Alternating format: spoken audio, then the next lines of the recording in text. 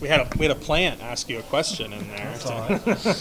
Hey, so you said you're starting Colin tomorrow. What are you looking for in that start? 50 pitches. I mean, honestly, 3 innings would be great, and we just want to have him available for the weekend. And he's a guy that he can pitch.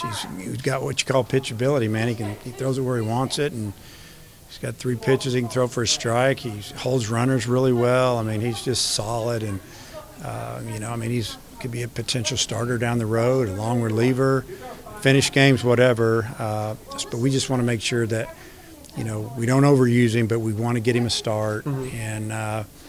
And, who knows how it'll turn out. He may be in every weekend, or every week he throws 3 on Tuesday and is available on Saturday and Sunday if we need him, and go from there. When league play, we're going to try to win those games, obviously, the most. But we just really like him on the mound. Well, he was so good for you on Tuesdays last year. I mean, does that go into your thinking? Well, he was really good, and then he was hurting, mm-hmm. and he kind of went backwards. That's when he figured out there was something going on. We think he's going to be a starter here, whether it's this year or next year. He's such a great kid. I mean, he just wants to help the team, and he doesn't care what his role is, but we just want him to keep that experience of starting. Do you plan on throwing Ben tomorrow night, or do you think about throwing him Wednesday? Yeah, we're going to throw him. He'll pitch game 2. He won't pitch tomorrow. Okay. Yeah. You mentioned Gabe finding that stuff on video. Just is it good that happened now in non-conference? So you can get that fixed before SEC play rolls around. Yeah, just move it around a little bit more, and who's to say if that's exactly what it is? We just on our end think that too many things are, just if you really watch, you can probably figure it out a little bit. The hardest guys to hit are the guys that have stuff that can move the ball around and pitch inside, outside, and he can throw it where he wants it. And and again, it's not an excuse, but that's a little bit of we probably should have taken care of that earlier. Is that something? Scout your own players as well as opposing players. I guess so. You figure it out, Does it help?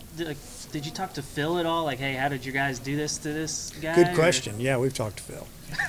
Their plan was to attack the fastball away and hit it the other way, and you get that breaking ball, just try to pull it. And that's the thing about the first inning. Slider hit leaves the yard. Fastballs were going oppo, and that's where we were pitching them. And but really with our pitchers, they just especially with Gackle, he throws it over the plate. And when he misses, it's not by much. So if you're on an auto swing and you're looking to the outside and you get it outside, you're going to make contact with it. These guys are good hitters. It doesn't matter how hard you throw if they kind of know where it's going. Is he pitching from somewhere different on the mound this year? Well, he was earlier, but now he's back to more of his normal spot. Okay. Do you guys, is there any inkling of, hey, throw some more balls every once in a while?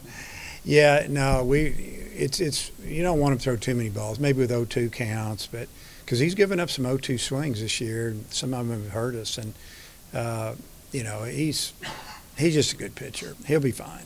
Logan Maxwell, 3 home runs last year, 2 the year before. I know the difference between doubles and home runs can be kind of negligible, but what's kind of been the key for him? Maybe a little bit extra power this season. Well, I think he's a lot stronger. I mean, he worked hard in the weight room, and he's probably put on, I think, at least 12, 15 pounds, and it's not bad weight. It's strength.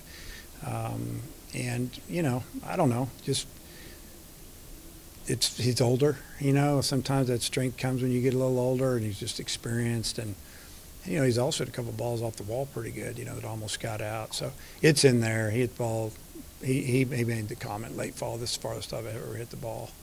You mentioned today with easing Kendall back into things. Is it mental health? Just what's kind of the logic? No, just trying to. I don't want to put him out there. I don't want to put him out there every day right now. Plus, I want to get some other guys in there as well, and he should be an everyday starter for us. And that means it puts somebody else on the bench is probably pretty good. But we'll see. We'll see how it turns out. I just believe that. You watching his pregame batting practice or regular batting practice, and he's starting to swing it a lot better now, in our opinion. Y'all are 7 for 13 on stolen bases. I know y'all played some really good catchers. Just how would you assess y'all's base stealing at this point? So let's talk about the 2 yesterday. And so the first one, he was safe.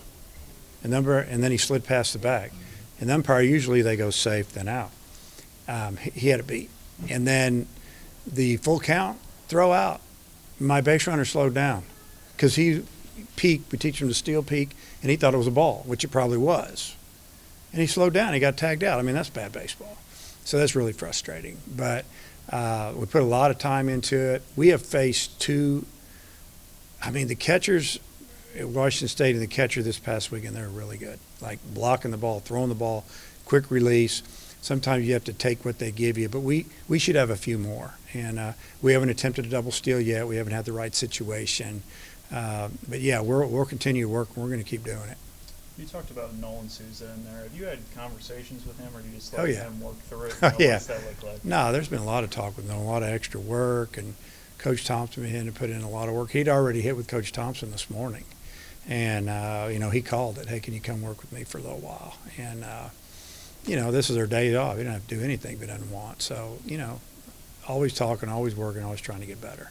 And what have you seen from ULM, and what do you expect to see the next couple? Yeah, what I've seen, if you're just by looking at the numbers and the box scores, they've been scoring a lot of runs. Now they've given up some runs, but they've scored a lot as well. And you never know what you're going to run into here. We don't know how many did they use a lot of relievers up at Mo State this past weekend. You see it on paper, but you just don't know. So our thing is just to make sure our guys have good at bats, play well.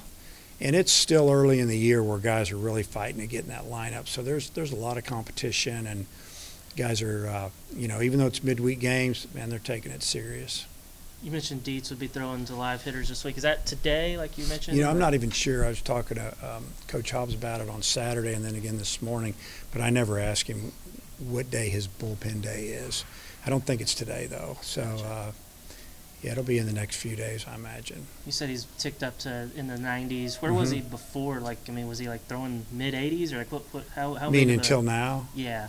Yeah, he was throwing 85, 87, 88. You see it climb a little bit. Then, I think he was, again, a lot of times when you hurt yourself, you have to get over the mental part of letting it go.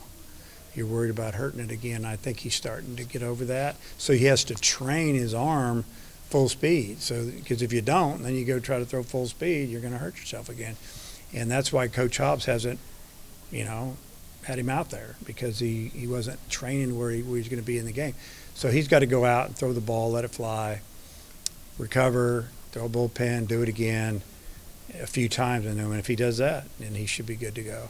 You're talking about Gage and what he's doing right now. Does it change at all the timeline for him yet?